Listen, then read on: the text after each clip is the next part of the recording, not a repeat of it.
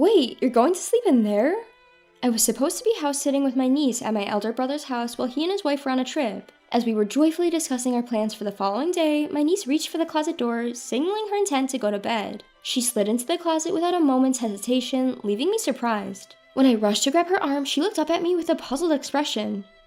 I am a 24-year-old housewife named Melissa, and I have a brother who is 5 years older than me. We lost our parents early in life, and having always gotten along, we continued to support each other.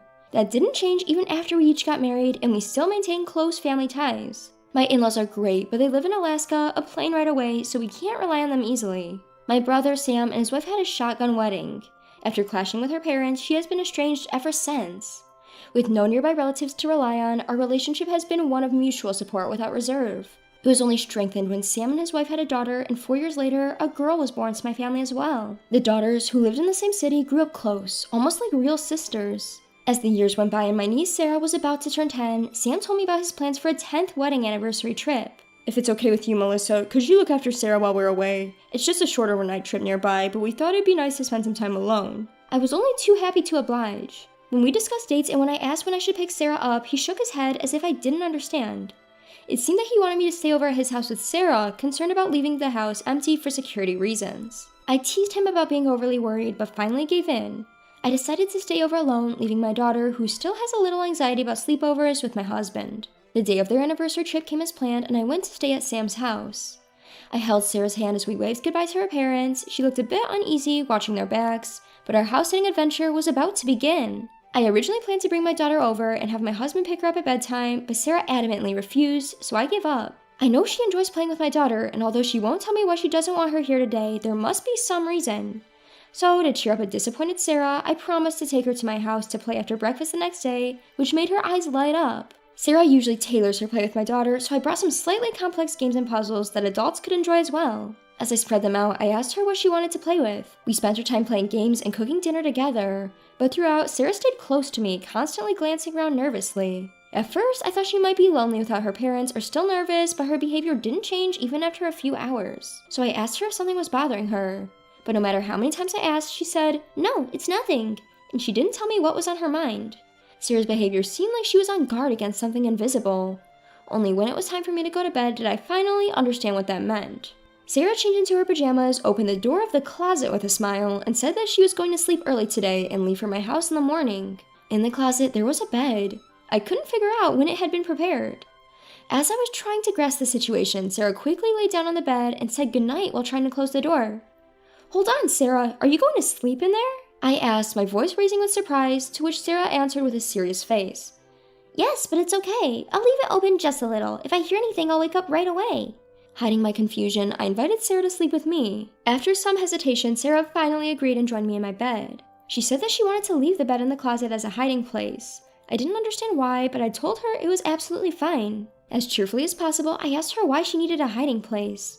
After making me promise not to laugh, she whispered, "The monster will come." Just hearing that might make you think she was still a sweet, innocent girl, but the story that followed was enough to make me believe in the existence of this monster. Sarah was shaking, clutching onto my arm. "The monster is really scary and clever. It only comes on the days when Daddy isn't home. If the monster comes, Mommy has to fight it off and I mustn't leave the closet until she does. Mommy always cries while she's fighting. I once tried to help her, but I got so scared when the monster started banging on the closet door." I hugged the trembling Sarah and sighed deeply in my heart. Probably this monster does exist, and it's not some trick to get a child to bed. Discovering my brother's wife's affair in such an unexpected way made me feel lost. If this monster was my sister-in-law's lover, it wouldn't come to this house while she wasn't around. However, Sarah believes that the monster comes on the days when Daddy isn't home. Today, while my brother is away, the evidence is that she stayed close to me all day, guarding the windows and entrance. Considering my kind-hearted niece Sarah and my brother who trusts his wife, I felt a surge of anger towards my sister-in-law. But more than that, I wanted to reassure Sarah right now. I held her hand and smiled at her. "It's okay, Auntie's here today. You said the monster is clever, right? Then it'll be surprised to see a stranger and won't come into the house. And your mommy, who is always targeted by the monster, is with Daddy today, so the monster can't get close to her." Still, Sarah, who does not know the true identity of the monster, keeps her face clouded with anxiety. The more time passes, the more she begins to fear that the monster will attack soon. She suggested we hide in the closet together, so I tried to calm her down by encouraging her to share anything that worries her about the monster. I thought she would eventually get sleepy as I take away her fears one by one. However, when I heard more from Sarah, I knew I couldn't just sit back. Instead of putting her to bed, I immediately took her out of the house without changing her clothes. I rushed home in my own car and explained the situation to my husband and arranged for him and his friends to stay overnight at Sam's house. Around 10 p.m. on the day that my husband and his friends went on their way, I received a phone call from Sam asking about Sarah. "Has Sarah already gone to bed? You shouldn't forget about your husband and daughter once in a while, and have a good sleep. Make sure you lock up the house. Good night." After asking about Sarah, he told me to lock the door before I go to bed. He strongly warned me not to leave the house, and it took all my strength not to let my voice tremble. After ending the call, I looked at Sarah, who was sleeping peacefully with my daughter, and vowed to drive out the monster. The next morning, my husband returned from my brother's house. I trembled with fear and anger at the sight of my husband telling me about the events of the previous night. I was relieved that my judgment the day before had been correct. My family spent the rest of the day at home with Sarah, waiting for my brother and his wife to come pick her up. Upon seeing me, my brother sternly questioned why Sarah and I had left the house at night. "Why didn't you sleep at our house? I asked you many times not to leave the house, didn't I?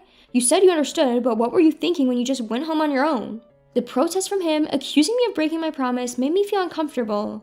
I coldly asked him why he, being on a trip, knew that we were not home. Then he replied while avoiding eye contact, "Well, we gave Sarah a smartphone with a GPS function." If that was true, he wouldn't have insisted so much on not leaving the house during the phone call the night before. If he had checked the GPS, he would have easily known that we were not at his house. Suppressing my urge to confront Sam immediately, I continued the conversation quietly so as not to be heard by the kids in the other room. "By the way, 2 unknown men came to your house late last night. Who are they? Why would they come to a house that's supposed to be occupied only by Sarah and me in the middle of the night?" "Suspicious individuals? I'm glad you're safe."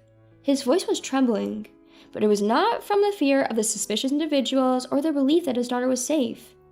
He seemed to be choosing his words carefully, and his gaze was darting around. "Hey, about those guys." I pressed my brother, who was not giving clear answers about who those men might be, but my voice was cut off by my brother's wife, Kate. Whether she was worried about us talking any further, she began calling Sarah forcefully and said they were going home. When Sarah, who had been playing in another room, heard her mother's voice, she came out. Kate pulled her hand away with obvious strength. Then Sam suddenly changed his attitude and said, "I don't forgive you for what happened, but I'm leaving today," and began to push Sarah back to leave the room. My brother and his wife tried to force Sarah to leave with them. When I tried to talk them out of leaving, they ignored me and did not even look back. Seeing Sarah reaching out to me in resistance to her parents, I hastily pulled her towards me. "Hey, what are you doing?" Caught off guard, Kate let go of Sarah's hand and cried out, but I shielded Sarah behind me, putting some distance between us and the couple. They spouted aggressive words, attempting to reclaim their daughter, and stormed towards us in a rage. My husband and I managed to force them out of the room, asserting that we would never allow them to take Sarah away. A police officer who had been waiting at the entrance instantly detained the couple. The police officers were trying to call my brother and his wife, who were totally confused by the unexpected situation. Sam insisted to the officer that we should be the ones apprehended, claiming, "They won't get back my daughter. My sister and her husband took her from our home and are keeping her here. Please rescue her quickly. This isn't the time to hold me down. I won't run or hide, so let me go."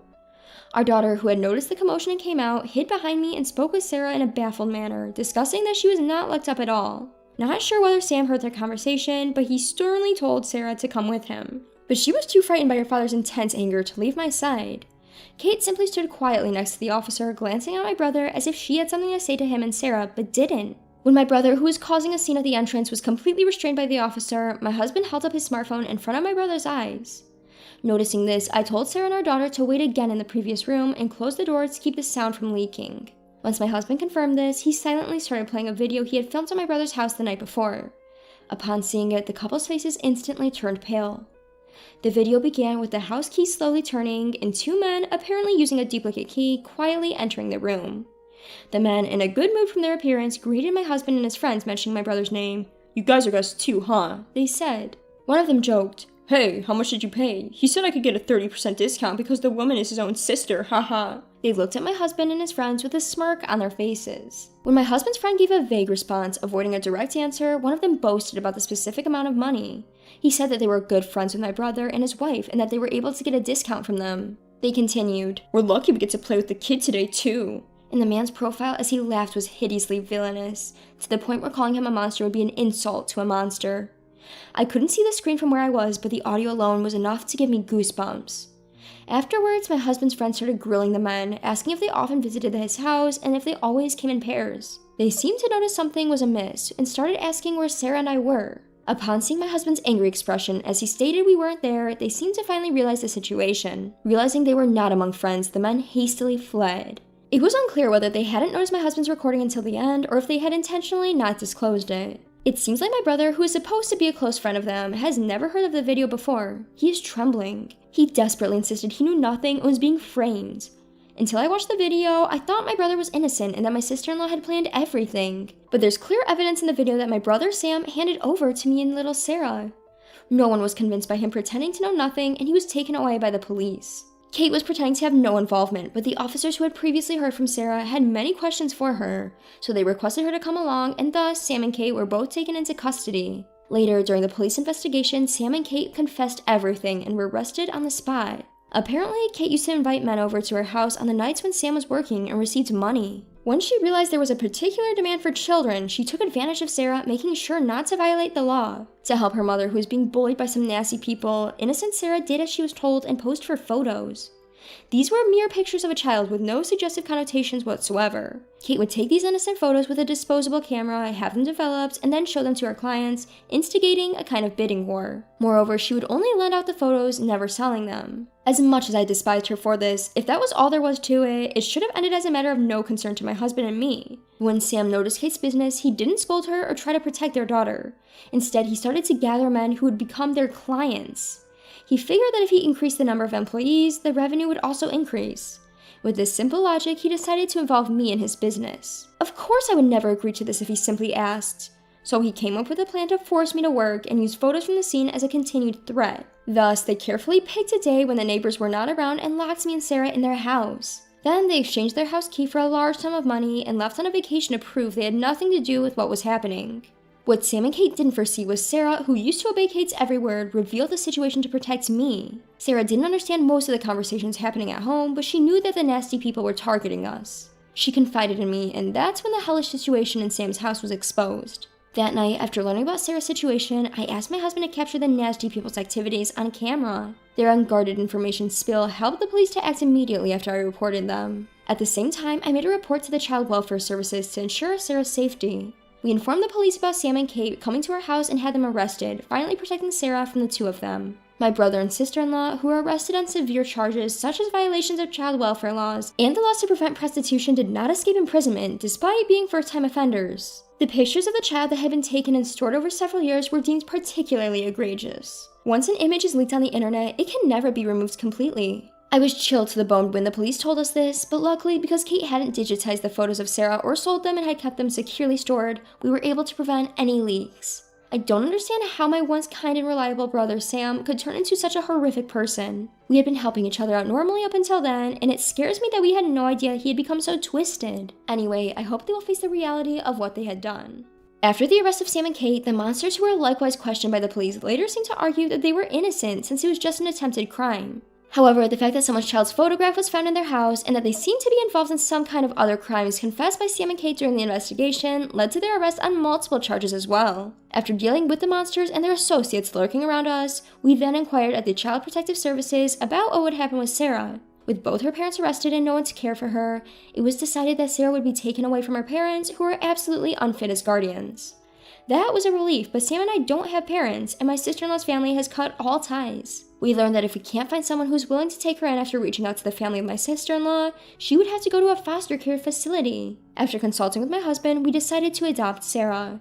She was, after all, a person I owed a lot to, and I didn't want to part ways with Sarah, whom I adore as if she were my own daughter. Luckily, my husband agreed, and we took this opportunity to move to the countryside where my in-laws live. My daughter was excited to spend more weekends with her beloved grandparents and was overjoyed that her wish for an older sister came true with the arrival of Sarah, whom she adores. Finally freed from her parents, Sarah, with her remarkable adaptability as a child, is already getting used to her new environment as an older sister and is starting to live a peaceful and happy life.